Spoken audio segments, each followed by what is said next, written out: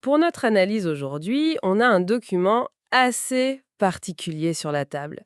C'est une brochure officielle du gouvernement suédois. Le titre En cas de crise ou de guerre. Un guide qui a été envoyé à tous les foyers du pays. Ça interpelle, n'est-ce pas?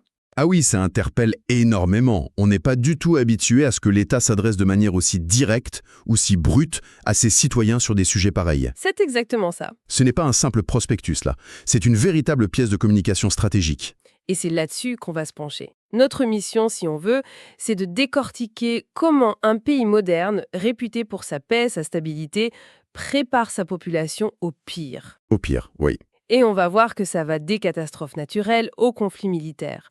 On veut vraiment comprendre la philosophie derrière, ce que ça nous dit de la vision suédoise de la sécurité au XXIe siècle. Et pour bien saisir cette philosophie, il faut savoir qui est derrière tout ça. C'est l'Agence suédoise pour les contingences civiles, la MSB. D'accord. Et leur intention, ils le martèlent dès la première page, ce n'est pas de créer la panique. Au contraire, c'est de bâtir ce qu'ils appellent la résilience collective. La résilience collective? Oui. Le message sous-jacent, c'est un vrai changement de paradigme. La sécurité, ce n'est plus seulement une affaire verticale, de l'État vers le citoyen. Non, c'est une responsabilité partagée. Chacun est un maillon de la chaîne. D'accord, c'est un devoir civique en quelque sorte. C'est ça. D'ailleurs, ils ancrent tout ça dans la défense de valeurs universelles. La paix, la liberté, la démocratie. Ce n'est pas juste la survie, c'est la défense d'un mode de vie. Alors, entrons dans le concret. La brochure, elle commence par une question très simple et en même temps, oh, vertigineuse. Oui, Que feriez-vous si votre vie quotidienne était bouleversée? Et les exemples sont délibérément terre à terre. On ne parle pas d'une invasion zombie, hein, mais du chauffage qui lâche un plein hiver suédois. ce qui est bien plus angoissant, finalement. Exactement. Ou l'impossibilité de stocker ou de préparer de la nourriture. Les distributeurs et les cartes de paiement qui deviennent des bouts de plastique inutiles. Plus de réseau. Plus de réseau mobile, plus d'Internet, l'accès aux médicaments qui devient difficile. C'est la description d'un effondrement silencieux de la normalité. Et c'est là qu'on met le doigt sur le cœur de leur philosophie. Le document explique très calmement qu'en cas de crise majeure, l'aide de la société sera d'abord dirigée vers ceux qui ne peuvent absolument pas s'en sortir seuls. Les plus vulnérables? Voilà, les personnes âgées, les malades, les enfants. C'est un calcul à la fois stratégique et éthique. C'est logique. En demandant, disons, à 99% de la population d'être autonome pendant une semaine, on libère 100% des ressources d'urgence pour le 1% qui en a un besoin vital. Vu comme ça, la préparation individuelle n'est plus un acte égoïste. Non, c'est un acte de solidarité. C'est ça qui est fort. Et le document est très clair sur l'origine potentielle de ces crises. Il liste le changement climatique avec les inondations, les incendies, les attaques informatiques qui peuvent paralyser le pays, Le terrorisme aussi. le terrorisme, et puis écrit noir sur blanc, les conflits militaires. Pas de faux semblants. Mais il y a une autre menace qu'ils ajoutent, et je trouve ça fascinant. Ils la mettent au même niveau que les autres. Une menace plus insidieuse. Laquelle? La désinformation. La brochure met en garde contre les fausses informations utilisées par des puissances étrangères ou des organisations pour, et je cite, « réduire notre résilience et notre volonté de nous défendre ». On pourrait trouver ça surprenant. Ça veut dire que pour le gouvernement suédois, une fake news est une menace aussi tangible qu'une coupure de courant. Absolument. Et c'est ça la grande nouveauté par rapport aux anciens guides de la guerre froide. Ils ont compris que la résilience d'une nation se joue autant dans les têtes que dans les garde-manger. C'est une bonne image. Une société qui ne sait plus à qui faire confiance, qui doute de ses institutions, c'est une société fragile, facile à déstabiliser. C'est pourquoi ils intègrent une mini-formation à l'esprit critique. Ah oui, Ils listent les questions à se poser. Qui parle? Est-ce un fait ou une opinion? Pourquoi cette info sort maintenant? C'est de l'autodéfense intellectuelle. de l'éducation aux médias intégrée dans un guide de survie. C'est assez unique. Mais au-delà de la préparation mentale, la brochure devient incroyablement concrète. Elle entre littéralement dans la cuisine des gens avec des listes de contrôle. Et c'est là que la démarche est très habile, je trouve. Ça dédramatise complètement la préparation. On est très loin de l'imaginaire survivaliste américain avec ses bunkers et ses armes. C'est vrai, la liste des provisions est presque banale. On parle de pâte à cuisson rapide pour économiser le combustible, de conserves de raviolis ou de boulettes de saumon, de fromage à tartiner en tube. Pas très glamour, le fromage en tube. Non mais efficace, j'imagine.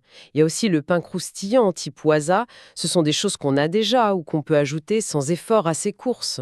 Exactement. Le message, c'est que la résilience, c'est pas une passion pour quelques-uns, mais une simple extension des courses hebdomadaires pour tout le monde. C'est un changement de paradigme culturel. On ne demande pas de devenir un expert en survie, mais d'être un citoyen prévoyant. C'est accessible, et donc beaucoup plus efficace. Pareil pour l'eau, la recommandation est précise, 3 litres par adulte et par jour. Et les astuces sont pleines de bon sens.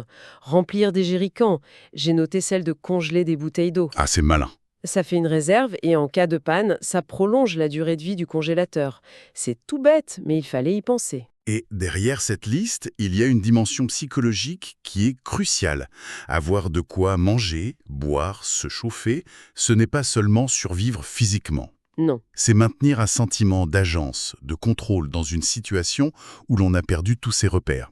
C'est ce qui permet de rester calme, de réfléchir, de s'entraider plutôt que de céder à la panique. La résilience matérielle, en fait, elle nourrit la résilience psychologique. C'est très clair en lisant les conseils pour le chauffage. En cas de coupure d'électricité en hiver, ils ne disent pas allumez un feu de camp dans le salon, hein. Heureusement. Ils disent rassemblez-vous dans une seule pièce, isolez les fenêtres avec des couvertures, construisez une cabane sous une table pour concentrer la chaleur corporelle.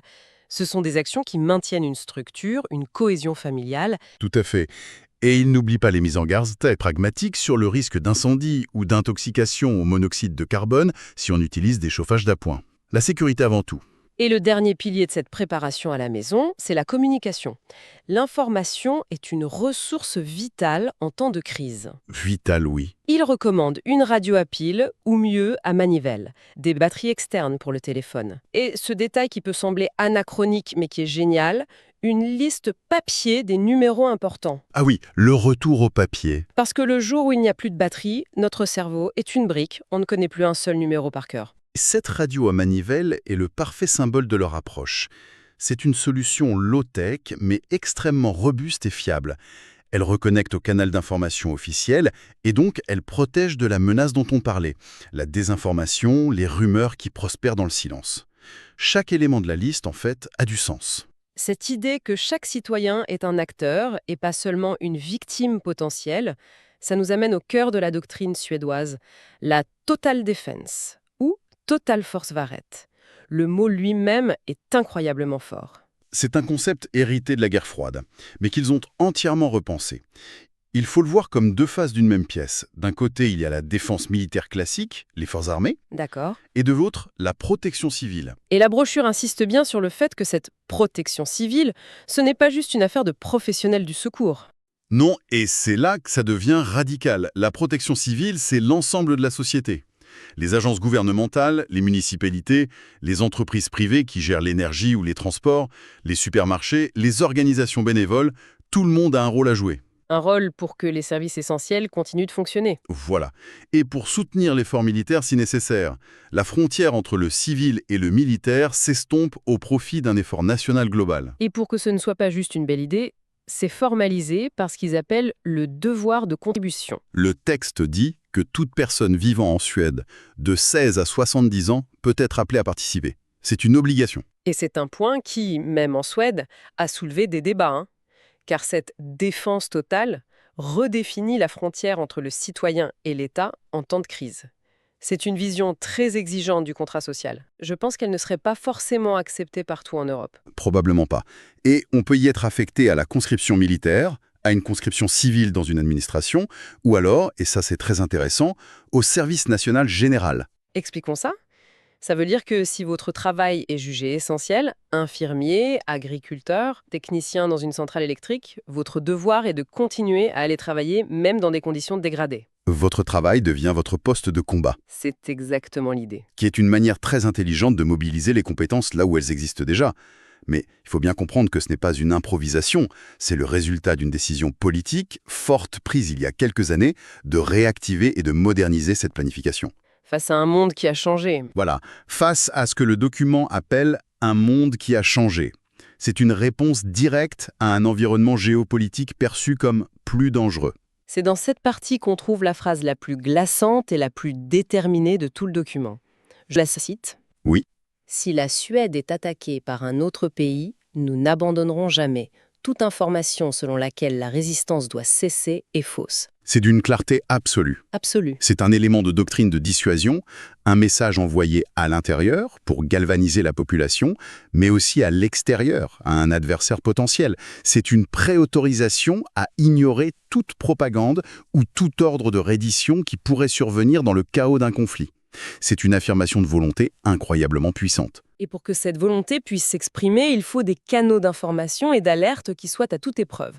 C'est le dernier grand volet du guide. C'est ça. Le système principal s'appelle l'annonce publique importante, IPA, diffusée via une station de radio publique désignée, la P4, mais aussi la télé et des SMS géolocalisés. Et puis il y a le son des sirènes.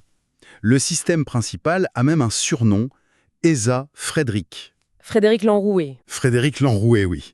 Le signal d'alerte générale, c'est un son de 7 secondes, suivi d'une pause de 14 secondes en boucle. Et la consigne est simple, rentrez, fermez tout et écoutez la radio P4. Ça peut paraître presque archaïque, à l'ère des notifications push sur smartphone. Pourquoi s'appuyer encore sur des sirènes et la radio FM? Pour la résilience, justement. C'est un système robuste, centralisé, difficile à pirater et qui fonctionne même si le réseau Internet ou mobile est en panne. Il touche tout le monde en même temps. Qu'on ait un smartphone dernier cri ou un vieux poste dans sa cuisine. Voilà. En situation de crise extrême, le plus simple est souvent le plus fiable. Et pour éviter la panique, ils sont testés tous les trimestres, à heure fixe. Du coup, ce son s'ancre dans le paysage sonore normal du pays. Et le guide ne s'arrête pas là. Il détaille les signaux spécifiques à une menace de guerre, une alarme d'urgence pour une menace imminente et une alerte au raid aérien. Qui signifie qu'il faut se mettre à l'abri immédiatement. C'est ça. Le fait de nommer et de décrire ces signaux, c'est une manière de préparer mentalement la population à l'impensable. En donnant des codes clairs, on réduit l'incertitude et la panique. On transforme une angoisse diffuse en une procédure à suivre. C'est une technique de gestion du stress, mais à l'échelle d'une nation. Ce qui nous amène à la protection physique, les abris, les Schutzräume. Les Schutzräume, oui.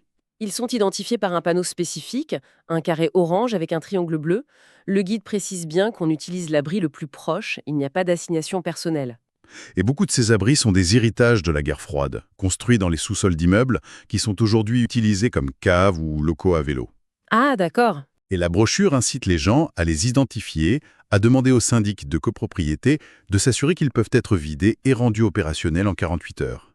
C'est toute une mémoire de la protection civile qui est réactivée. En faisant le bilan, on se rend compte que ce document est bien plus qu'un simple guide pratique. Il transforme le concept de préparation, qui est souvent perçu comme un acte individualiste, voire paranoïaque, Tout à fait. en un devoir civique fondamental. L'idée forte, c'est que l'autonomie de chaque foyer est la première ligne de défense du pays. La force du collectif repose sur la résilience de chacun. C'est exactement ça. Et le guide se termine par un appel à l'action. Il ne dit pas « lisez et rangez ce papier », il dit « allez vous former au premier secours car vos connaissances peuvent sauver des vies ». Engagez-vous. Engagez-vous dans des organisations de défense bénévoles, devenez un acteur de votre sécurité et de celle de vos voisins. Il s'agit de créer une culture de la sécurité partagée où l'on passe de la passivité à la responsabilité. C'est un changement de mentalité complet. Il ne s'agit pas seulement de survivre, mais de pouvoir continuer à défendre activement les valeurs de liberté et de démocratie mentionnées au début. La boucle est bouclée. Et ça nous laisse avec une question de fond, une question pour réfléchir. Au-delà des listes de provisions et des signaux d'alerte, quel est l'impact psychologique, à long terme, sur une population qui reçoit un message aussi direct de son gouvernement, le message que la paix et la sécurité ne sont jamais acquises et que chacun, à son échelle, a un rôle concret et essentiel à jouer pour les défendre.